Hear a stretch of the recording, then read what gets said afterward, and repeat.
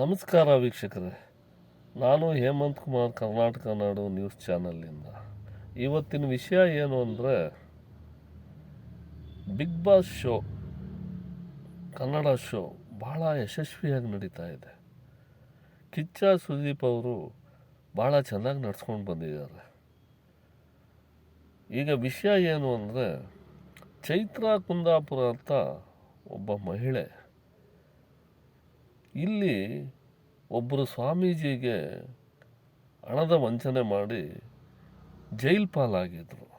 ಈಗ ಬೇಲ್ ಮೇಲೆ ಆಚೆ ಬಂದಿದ್ದಾರೆ. ಅವರು ಬೇಲ್ ಮೇಲೆ ಆಚೆ ಬಂದು ಈಗ ಬಿಗ್ ಬಾಸ್ ಸೆಲೆಕ್ಟ್ ಆಗಿ ಬಿಗ್ ಬಾಸ್ ಮನೆಗೆ ಹೋಗಿದ್ದಾರೆ. ಅಲ್ಲೂ ಇವ್ರಿಗೆ ಕಂಟಿನ್ಯೂ ಆಗಿ ಜೈಲೇ ಸಿಗ್ತಾ ಇದೆ. ನೋಡಿ, ದೇವರಿದ್ದಾರೆ ಅನ್ನೋದಕ್ಕೆ ಇದೇ ಸಾಕ್ಷಿ. ಈ ವಂಚನೆ ಮೋಸ ಮಾಡಿರೋರು ಎಲ್ಲೋದ್ರೂ ಜೈಲು ಪಾಲೆ. ಬಿಗ್ ಬಾಸ್ ಮನೆಯಲ್ಲೂ ಜೈಲೇ ಗತಿ ಆಯಿತು ಆ ಚೈತ್ರ ಕುಂದಾಪುರ ಅವರಿಗೆ. ಇನ್ನೊಂದು ವಿಷಯ ಏನು ಅಂದರೆ, ಆ ಧನು ಅಂತ ಒಬ್ಬ ಕಂಟೆಸ್ಟೆಂಟ್, ಆ ಹನುಮಂತು ಅವ್ರು ಏನಾದ್ರು ಬಿಗ್ ಬಾಸ್ ಬರ್ದಲ್ಲೇ ಇದ್ದಿದ್ರೆ ಇವನು 3 ವಾರಕ್ಕೋ 4 ವಾರಕ್ಕೋ ಆಚೆ ಬಂದ್ಬಿಟ್ಟಿರೋನು.